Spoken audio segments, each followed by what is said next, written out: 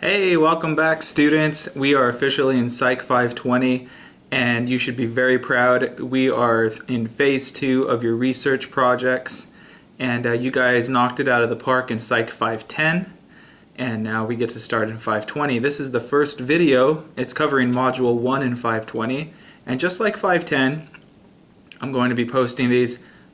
This video is going to have 3 sections. I'm going to talk about some news of updates, I call them house cleaning issues for the class. Second piece, we're going to talk about 510 and how we're bringing that forward. And the third piece, I'm going to talk about 520, Module 1, and what to do. So let's take it at the top.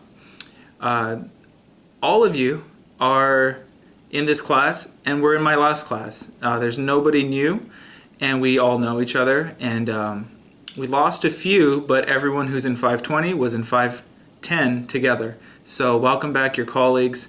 You guys are going to have great discussions and interactions. The first thing on the house cleaning issues is I want you to know as an instructor what I'm doing, and I have my laptop here so I'll be referring to it as I talk to you. But my videos, I'm going to be posting a video each module that's going to cover the work graded from the prior module, and then I will talk about the expectations and how to do the work for the up and coming module. Before I used to do 2 separate videos, and I'm finding that's more efficient, and you guys have shown based on the number of views for the videos that it's going to be a better setup. So this video is going to talk about what to do in Module 1. I have nothing to talk about from any prior modules because it's the very first module. The next video we'll be talking about the work you did in Module 1 and what to do for Module 2. That'd be the next video. So, letting you know that's what I'm going to do. You can expect an announcement post in our Blackboard every Monday from me, giving you some updates, in addition to our regular grading that I do for your work. I'm also going to be participating in your discussion posts. I'll be popping in here and there. So that is the house cleaning issues. Pretty much the schematics of the course. I'm making it a personal goal to get you a video by Tuesday of every week. Luckily for me, today is Tuesday, so I'm meeting my own deadline. That covers the phase 1 of this video. Let's move into phase 2. Phase 2, I said we were going to talk about 510 and how that is being brought into 520. So let me give you a recap. I spent loads and loads of hours reading your final project that you submitted in 510. They were huge. So much good work was done, so much was written. I stuck my revisions. I gave you all individual feedback, and I really focused on what needed to be improved because I knew you're going to have to work on it in 520. So each of you have unique feedback from me brought forward from 510. Your final project, I gave you a list of things that you need to do. 1 second, I want to get some water because all of this talking makes me thirsty. I do this while I lecture as well in class. I have to tell the class, hold on, let me drink some water. Better. Okay, we were talking about feedback from 510 from your final project. What you're going to want to do is you're going to want to get the feedback I gave you from 510, print it out, make it in a Word doc, have it accessible at your fingertips because you're going to need all of that feedback to revise your final project to move forward in 520. That's the connection piece. So you did amazing work in 510. You have feedback from me on your final project paper, and you're going to revise it accordingly to the feedback that I provided. That is your connection of 510 to 520. Now let's talk about phase 3 of this video, which is going to be what to do in Module 1 for Psych 520. I have my laptop with the appropriate Module 1 folder open. I am so glad I have all of you, by the way, in our course again because you and I have built a relationship. You know how I work. I know how you guys work. I know how you grade. You know how I grade. I know how you write. I know where each of you are individually in terms of progress. It's a beautiful thing. I really advocate that, having a consistency cohort like this with a teacher is really beneficial for everybody in the classroom. All right.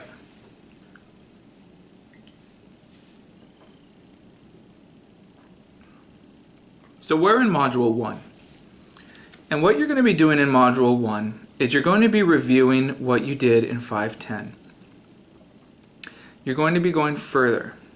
So let's touch on the easy thing first in Module 1. You have your discussion. Again, keep in mind, all of you were with me in 510, so you know that I really look for citations. Please put a citation, 1 citation minimum for your response posts, and you got to have 2 or 3 for your initial post, okay? I'm building you to be better researchers. I'm not building you to just get by. This is going to help you out in the long run, and a lot of you already do this. It's just the DS Research Methods courses put you to a higher caliber of standards because I know that you're capable of reaching them. So in your discussion for Module 1, you're going to be talking about what you did in 510 and how you're actually moving forward to collecting and analyzing your proposed data. That's a big key to remember. At this point, you've made a proposal. You have not conducted any data collection or analyzation. So you're going to talk to each other about how you're going to approach collection and analyzation. Tell each other what are some of the challenges that you think you're going to find when collecting it. I'll give you some. What if you don't get as many participants as you wanted? What would you do? You can't abandon the study. Would you tweak the study? What if you wanted 30 and you got 12? What would happen then? How are you going to recruit participants, given that you already know they are going to be residing in the graduate participant pool for SNHU? When you do get your data, how are you going to actually analyze it? I know all of you told me how you would do it, so carrying that forward, how are you going to approach it? Are you going to clean the data? How does that look for you? Are you going to put it in an Excel file? Are you going to output an SPSS data file? Think broad, use your imagination, think big as you approach these conversations. I'll even give you another tip. You don't have to think too hard about this. Simple things such as time. A lot of us work full-time. How do you foresee working a full-time position in addition to graduate school, in addition to this research project impeding on getting it done? One of you guys could talk very much so about how time can be an issue for you. For all those of you out there who have children and other obligations in addition to working full-time and taking this course, those are other challenges you might think of when doing this research. So your research challenges exist within your research project and your personal life. So think about those. I want to just to get the ball rolling. Those are some things to think about. Okay, part 2, you have final project milestone 1, and it's called Edited Psych 510 Paper. And I have that here. And what we're going to talk about here is you're going to be submitting the edited version of the final project of 510. That's your final paper you sent me. You're going to be using the feedback I gave you to revise your paper, and then you're going to submit it. If you take note, this milestone 1 is worth 20 points, and it is a pass-fail grading system. What that means to you is I don't give 5, 10, 12, 18, 19 possible points out of 20. It's a true pass or fail. You get 20 points or you get 0 points. Reason being is everyone who's enrolled in this course has this paper. So you must take your paper, change it accordingly from the feedback I gave you, and submit it. If you fail to do that, you get a 0 on the assignment. That's how this is graded. So you're going to look at the feedback I gave you and revise your paper. And I gave you feedback based on sections according to the content in the rubric for the final paper. So here I have some things you need to pull out to do this correctly. Number 1, have the final project in front of you, the paper that you wrote. Number 2, have the feedback I gave you printed or in front of you. Number 3, have the final project rubric from PSY510 printed and in front of you or visible. Those 3 things. So your paper, your feedback from me, and the final project rubric. Put them all in front, make all your changes based on my feedback, and follow along with the content rubric to ensure that your paper has met all the standards. The feedback I gave you should help enhance your paper to meet all the standards. Okay, so that is how you're going to approach this milestone 1 in Module 1 in 520. I want to make note that our course tells us this, as well as myself. When writing empirical research and doing research studies, the word revisions is a very popular word, and you will be getting used to it. You have to revise, revise, revise. Faculty members, professors, researchers, anyone conducting research when writing a research paper has to go through revisions. And it's typical to go through 5 to 10 to 15 rounds of revisions based on the focus, the field of study, the content, and what to include versus exclude on a research paper. Lots of revisions are always done. So this is a piece of what you're learning that is important, and it is very pertinent to the process of producing research.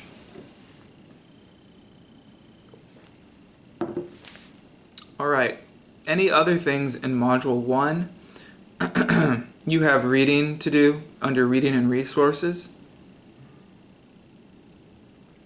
You also are going to be involving in your discussion in Milestone 1. And last thing is I encourage you and ask that you please look at the rubric for the final project in Psych 520. That can be found under the folder titled Assignment Guidelines and Rubrics. Please just look it over. I'm not going to talk about it today, but I am going to ask that you please open it, take a look at it, print it out, and save it for reference. Just to look at it. Don't follow it, by the way. Don't use it today for your paper. Don't use it in the middle of the class for your paper. Just look to see what is ahead when you come to the final paper, okay? As we progress in this class together, you will have a rubric for every paper and milestone along the way. You are to only use the rubric that is correlated or associated to the paper that you're doing that week in that specific module. What I mean is, in Module 1, please use well, we don't have a rubric for the first week because you're doing a revision paper, but this is a made-up example. In Module 2, if you're writing a paper, use the rubric for the Module 2 paper. Same in Module 5, if you're writing a paper, use the rubric for the Module 5 paper. Once you get to your final project, use the rubric that is made for the final project. See what I'm saying? Step by step by step. Alright, well that is all I have for you today. I hope you found this video informative. It's great to be back and seeing you guys growing, learning, and enhancing in research methodologies.